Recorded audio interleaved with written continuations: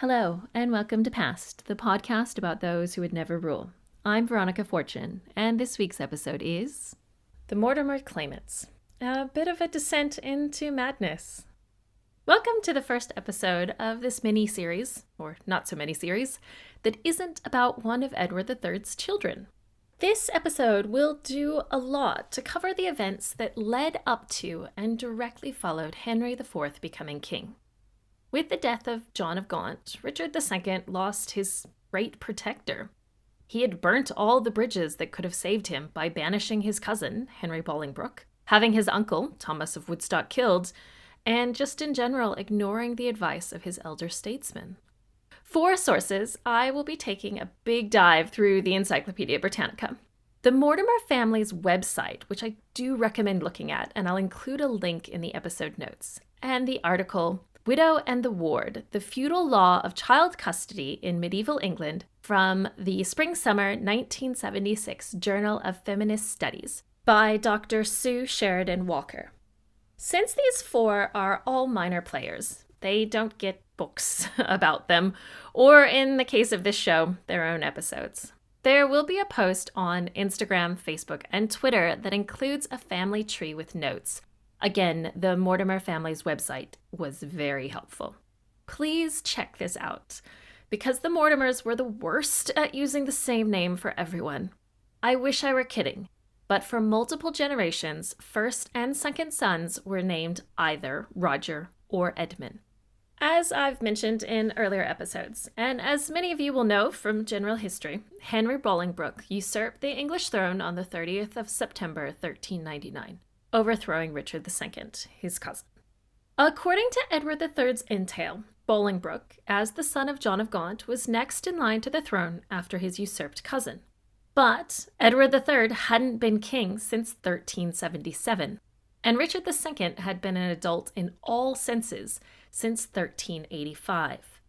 I discussed it in Lionel's episode that Richard, while not naming an heir, had indicated at various times that his uncle, Edmund of Langley, Roger Mortimer, the 4th Earl of March, as opposed to the 1st Earl of March, who helped Isabella of France overthrow Edward II, and after Roger's death, Edmund Mortimer, his son, who was born in 1391, making him not even 7 at the time he was suggested. Richard just picked a lot of names. In this episode, I want to look at Roger and Edmund Mortimer, along with the former's brother, who is also named Edmund, and the woman whose secret marriage would eventually lead to the Wars of the Roses, Anne Mortimer. Now, before I start, I was originally going to include the Percy claimants, but since doing a bit more research, I'd like to just focus on the Mortimers, mainly because I want to clearly lead to Richard III, Duke of York, and the Wars of the Roses. I hope you'll all forgive me, but you did get an extra episode since I separated Edmund of Langley and Thomas of Woodstock's episodes. Who were these three men and the one woman, and how did they have a claim to the English throne? Roger Mortimer, the 4th Earl of March, and Sir Edmund Mortimer were brothers and the sons of Philippa of Clarence, the only daughter of Lionel of Antwerp. The younger Edmund Mortimer would become the 5th Earl of March after his father's death. Anne was about 3 years older than Edmund, but due to being a woman, below him in the line of succession. There was a third Mortimer child of note, Roger. But as we'll see, there's less information about him, and unlike his sister, he will have no impact on future claims to the throne. Edward III's entail wrote the line of descent from his son Lionel out of succession, likely due to Roger Mortimer only being 3 when Edward III died. Edward III would have known that minority reigns are fraught with difficulty, and that the parent his claim would be through was his mother, Philippa of Clarence, Lionel's daughter. I think you can all remember the anarchy. When balancing stability in government, choosing first the surviving son of his oldest son, Richard of Bordeaux, and then his oldest surviving and very powerful son, John of Gaunt, made sense. Edward III obviously believed that John of Gaunt would support Richard, and as we know, he did, as did the rest of the nobility, for a while. But Edward III had no way to know if the nobility would support his granddaughter. Would Gaunt have supported his niece? We have no way of knowing. Based on his treatment of his nephew, it's likely he would have if his father had asked him to. But I'm sure there would have been those who whispered that he would have overthrown her. Because a lot of these people have the same name, which we all know by now is a theme. I'll be using titles a lot, and I'll do my best to keep track of who I'm talking about. On to our first subject. Roger Mortimer, the 4th Earl of March, was born on the 11th of April, 1374. He was the second child and first son of Philippa of Clarence, the 5th Countess of Ulster, and Edmund Mortimer, the 3rd Earl of March. This marriage is interesting if you remember back to Isabella of France's episodes. Edmund Mortimer was the great-grandson of Roger Mortimer, the 1st Earl of March, who had assisted Isabella in her overthrow of Edward II, and had been particularly cruel to Edward III throughout his early reign. After seizing power, Edward III had the 1st Earl of March executed, and his titles and property attainted. But Edward wasn't cruel to the 1st Earl's family. He forgave his wife, Joan, and slowly restored the attainted property to Sir Edmund Mortimer, Roger's son. Sir Edmund only lived 1 year after his father's execution, dying in 1331. The entirety of the family estates and titles were returned by 1354 to Roger Mortimer, the 2nd Earl of March. This Roger, the 2nd Earl, was one of the founding members of the Order of the Garter and a successful military leader in the early portion of the 100 Years' War. Edmund, the 3rd Earl and the father of this subject, shows how much Edward III didn't hold any of the Mortimer family guilty for the crimes of one of their members. Philippa and Edmund were married in 1369. Marrying a princess and such a high-ranking countess was probably more than could have been expected after the events of 1330. It would, of course, eventually lead to more bloodshed than could have been expected, but no one knows the future. Edmund would be sent to Ireland to govern when Richard II was king. He would be killed in December of 1381, when young Roger was only 6. Less than 2 weeks later, in early January 1382, Roger would lose his mother. With her death, he became the senior claimant through the line of Leonel of Antwerp. In 1382, Richard II still would have been a minor, being only 14. In a sad coincidence, Philippa died on the 5th of January, the day before Richard's 14th birthday.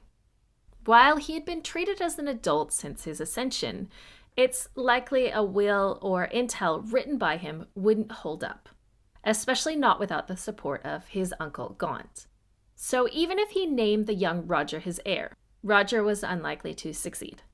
Also, Richard was young, and he was still expected to have children of his own at this point. I need to go through something before we move on. Wardships. Wardships are something that have come up a few times. It's a bit odd to modern sensibilities. These days, at least in countries of most of my listeners, when a parent dies, custody of minor children is transferred to the other parent. In the absence of a will, the deceased parent's estate is divided based on local law, often giving their spouse and children various percentages of the holdings. But in the Middle Ages, this wasn't always the case. No one is speaking about peasants. I'm talking about those with political standing, the children of the nobility, and even the landed gentry. If a father died while in good standing, in the case of Roger Mortimer's father, his son would inherit his father's titles and properties. But instead of custody being automatically awarded to the boy's mother, the king could determine how the child was raised. In Roger's case, his mother was originally awarded his wardship by her cousin, King Richard, but she died not long after her husband, as I mentioned earlier. This makes sense in some ways. This child wasn't just a child, but a potential political ally or enemy to the king. He was also usually a great landholder, controlling vast amounts of property and funding. By controlling who controlled the child and educated them, the king could influence the child's politics. Often the child would stay in the custody of their mother, especially if she was of the same political thought as the king. but as we'll see later in this episode, children would be removed from their mother if needed. And don't even get me started on what happened when widows remarried. Now, the property of the ward was a different story. A minor then, just like now, couldn't control their property until they came of age. Since the king was the ultimate controller of all property and titles, he again had control. Wardships were a great way for the king to make money. By selling a wardship, the king would get a guaranteed annuity, and the ward would be provided for by the holder of his or her wardship. The holder of the wardship would want to protect the property that belonged to the minor child, because that's how they made a return on their payments to the king. This didn't happen when a mother predeceased her children's father, because custody belonged to the father. But sons would inherit their mother's titles, if applicable, and lands. In Roger's case, had his mother not died so soon after his father, it's likely he would have been raised with her, with his military training overseen by one of his uncles, great-uncles, or future brother-in-law's fathers. Instead, his wardship, which based on birth was both valuable and politically important, was originally divided between Roger himself, a rarity at this time, his sister's father-in-law, Henry Percy, the 1st Earl of Northumberland, Thomas Beauchamp, the 12th Earl of Warwick, yes, one of the appellants from Thomas's episode, Richard Fitzalan, the 4th Earl of Arundel, yep, another one of those appellants, and John Neville, the 3rd Baron Neville, for a payment of £4,000 a year in December 1383. Surprisingly, less than a year later, in August of 1384, the wardship was transferred to Thomas Holland, the 2nd Earl of Kent, the king's half-brother, at the request of the king's mother, and Thomas's mother, Joan of Kent. Roger's guardianship was transferred from Richard Fitzalan, who was also his brother-in-law, to Thomas Holland at this time as well. When he was 14 in 1388, Roger and Eleanor Holland married.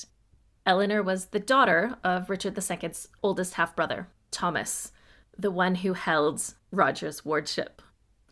Eleanor was 4 years older than Roger.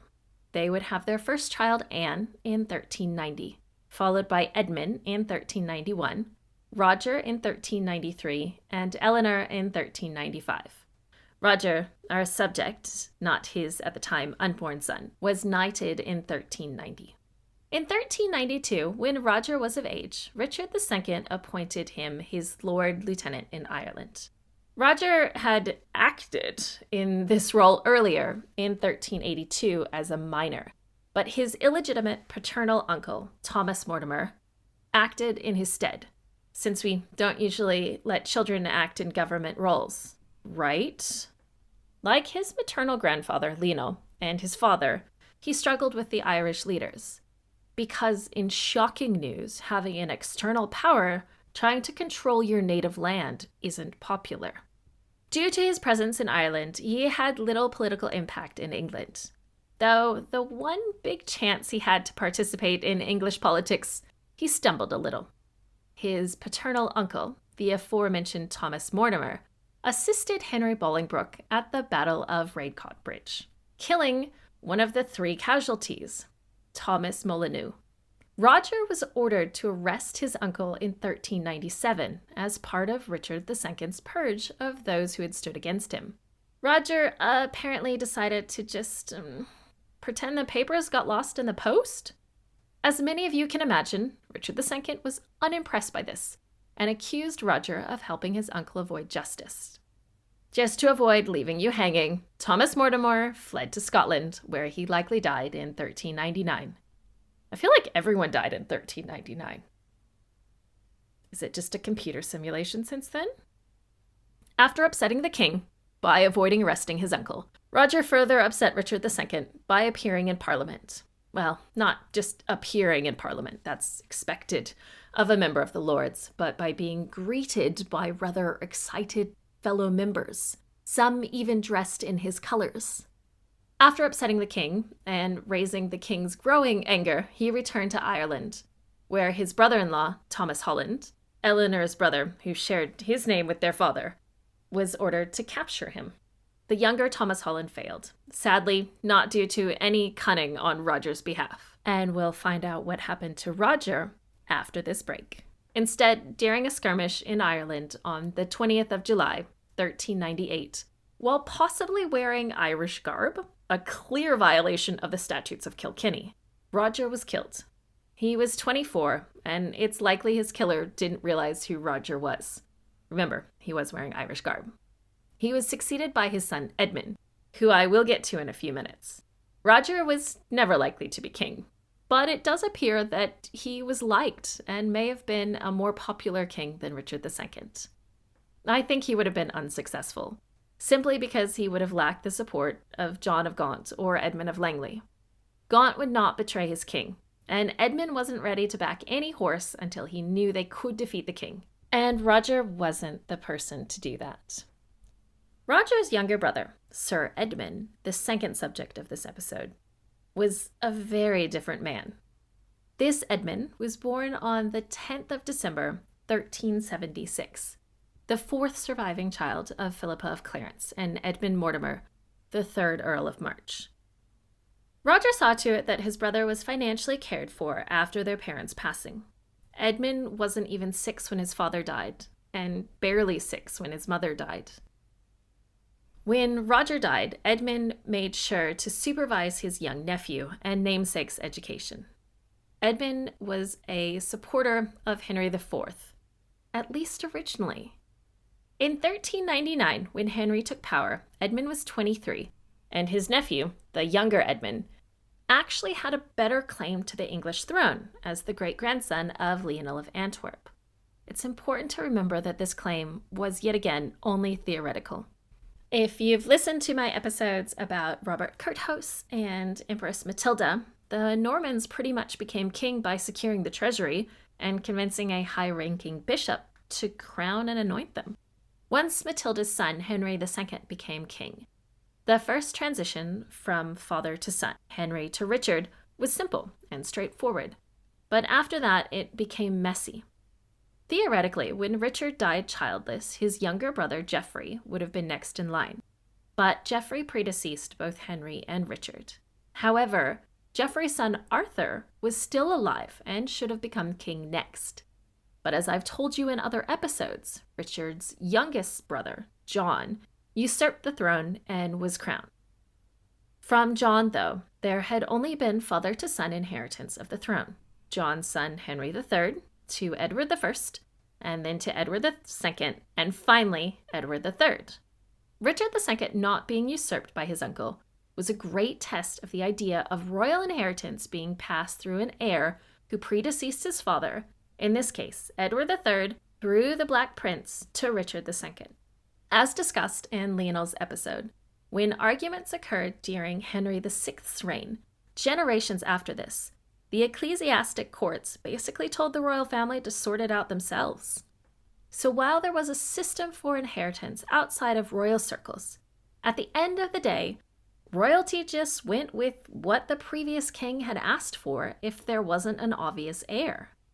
It helped to have a strong regent if the heir was a child, as Henry III did with William the Marshal. Henry IV didn't need a regent. He was a grown man, a proven warrior, and a respected noble. Edmund's nephew would have needed a regent, and while it likely would have been Sir Edmund, it appears that the elder Edmund realized this might not be the right call. So what was Sir Edmund's life like after he decided not to challenge Henry IV on his nephew's behalf? He and his brother-in-law, Henry Hotspur Percy, were sent to Wales to put down a Welsh rebellion led by Owain Glyndwr, also known as Owain ap Griffith, who had claimed the title Prince of Wales. I deeply apologize to my Welsh and Welsh-speaking listeners for any mispronunciations. At the Battle of Bryn Glas in October of 1402, Sir Edmund was defeated and taken hostage. Percy was able to avoid captivity, but Henry IV worried that his cousin had allowed himself to be taken and banned Percy from raising the funds for Edmund's ransom. In October of that year, Henry IV began requisitioning Sir Edmund's wealth and property. Most nobles would not have the best time of being a hostage. Edmund wasn't a king. This isn't John or David II. Being kept by Edward III in luxury. This was a minor noble being held by a rebel leader in probably less than comfortable confinement. Somehow, though, Edmund made off better than most. In November of 1402, he married Glendower's daughter, Catherine Furch Owen Glendower. Furch means daughter of, the same way ap means son of in Welsh. If Sir Edmund hadn't been rebelling against Henry IV before the Battle of Brynglas, Henry's treatment of him after led Sir Edmund straight into the arms of rebellion. Sir Edmund and Catherine had one son, Lionel, and 3 unnamed daughters. Percy and his father, the Earl of Northumberland, and his uncle, the Earl of Worcester, rebelled against the king on behalf of Sir Edmund in the summer of 1403. They were defeated at the Battle of Shrewsbury on the 21st of July, 1403. Percy died that day. His uncle was executed 2 days later, but his father survived due to delaying his departure for the battle. Henry IV's oldest son and heir, Henry of Monmouth, also known as Hal, was severely injured in this battle. Patrons will learn more about him in a special episode next year. This is one of the many rebellions Henry IV faced. Less than 2 years later, in February of 1405, Sir Edmund, the Earl of Northumberland, and Owen Glendower sealed the tripartite indenture, an agreement to usurp Henry IV's throne and divide England and Wales between the 3 of them. Glendower would receive Wales and parts of the west of England. Northumberland would get most of the north of England, and Sir Edmund and his family would receive southern England. They planned to abduct young Edmund, the 5th Earl of March, to use as a figurehead. As you may be able to guess, this plan came to nothing. The younger Edmund was abducted, but recovered without any issue. And Sir Edmund died in 1409 while under siege in one of Glendower's castles. The siege had lasted 8 months and had been led by Hal. Sir Edmund was only 32. His wife Catherine and their surviving children were taken to London and held by Henry IV. Catherine and at least 2 of their daughters died before 1413. I don't know what happened to young Lionel, nor the 3rd daughter. I imagine Henry IV didn't want anyone knowing what was going on, whether it was malicious or accidental. Owain Glendower lived until, well, no one actually knows. He disappeared in 1412. Dates for his death vary between 1415 and 1416. On to the second Edmund in this story. Really, you need the family tree. Edmund, 5th Earl of March, the son of Roger and nephew of Sir Edmund. This Edmund was only a child through the exciting events that highlighted his father and uncle's lives, and his own life would be full. The younger Edmund was born in Ireland on the 6th of November, 1391, to Edmund Mortimer and Eleanor Holland. Through his father, he was a great-grandson of Edward III, making him a second cousin to Richard II. Through his mother, he was also the half-great-nephew to Richard II. He had one younger brother, Roger. Please consider carefully what you name your children, if only for the sake of future historians, history educators, and podcasters. Thanks. And an older sister, Anne, and a younger sister, Eleanor. Edmund would become the 5th Earl of March on the 20th of July, 1398, when his father died in Ireland. With his father's death, he also became Richard II's presumed heir, or the person Richard threatened to make his heir when challenged by the nobles. Richard was basically telling his nobles, "It's me, or this really young kid over here." While Henry IV would just ignore this suggestion in 1399, it was a valid threat. The king, in theory, could announce his heir, and the nobles could be made to swear. This was a rather religious time, and many took their oaths seriously. On the 30th of September, 1399, Henry IV reminded everyone that in some cases, might equals right, when he usurped his cousin's throne. Henry IV didn't need Edmund as an heir. He had 4 sons, including his heir, Henry of Monmouth. Interestingly, Henry of Monmouth and Edmund had spent time together. Henry had been brought to Ireland with Richard II at various times.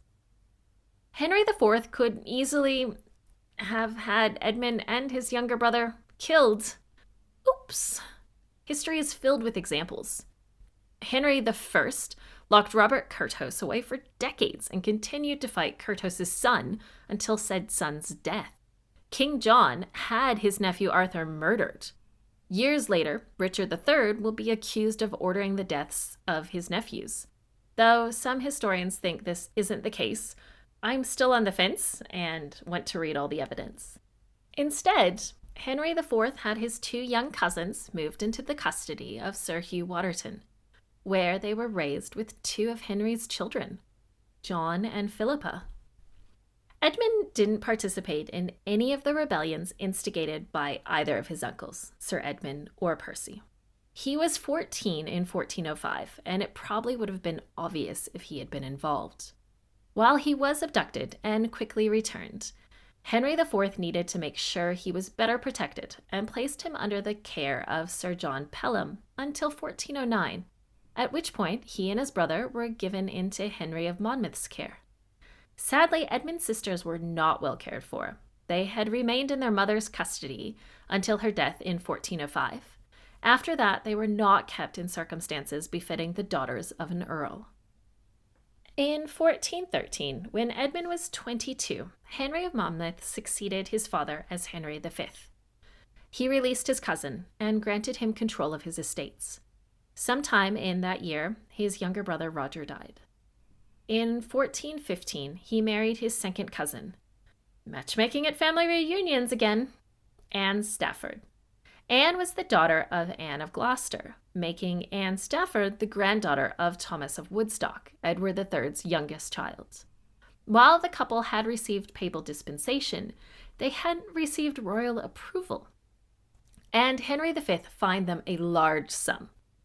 Anne and Edmund wouldn't have any children, though she would have 2 children during her second marriage.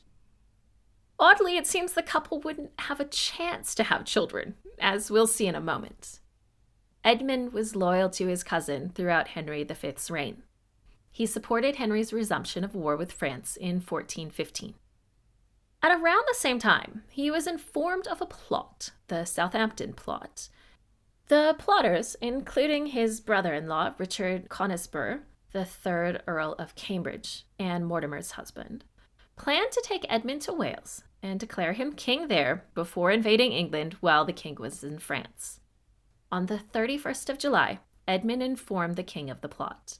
The conspirators were captured, tried, and executed on the 2nd and 5th of August. Mortimer was pardoned, though it appears that Henry never doubted his loyalty. Henry V then sailed for France and a date with history. From late 1415 to 1420, Edmund was on the continent with the king. He returned in February of 1421 with the king and his new bride, Catherine of Valois, before returning to France in June, hence my comment about not having a chance to have children with his wife. Henry V would die in France on the 31st of August, 1422, and be succeeded by his infant son, Henry VI. A child king can open the door for a powerful royal cousin. But Edmund didn't take the chance. Henry VI's upbringing has been described as one by committee. While Edmund wasn't on the committee, it does appear he got along well enough with the king's 3 uncles, at least at first.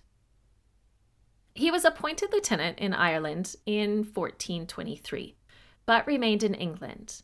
That is until he began arguing with Humphrey, Duke of Gloucester, one of Henry VI's uncles. He was sent to Ireland to remove him from the English political scene, and died there of the plague on the 18th or 19th of January, 1425. He was 33. These first 3 subjects have been interesting to cover and make great what-ifs, but I've intentionally buried the lead a bit. A few of you are probably smiling right now as I start Anne Mortimer's story, because you know how important she is. Yes, her father would probably have been a good leader, and her uncle was an interesting character.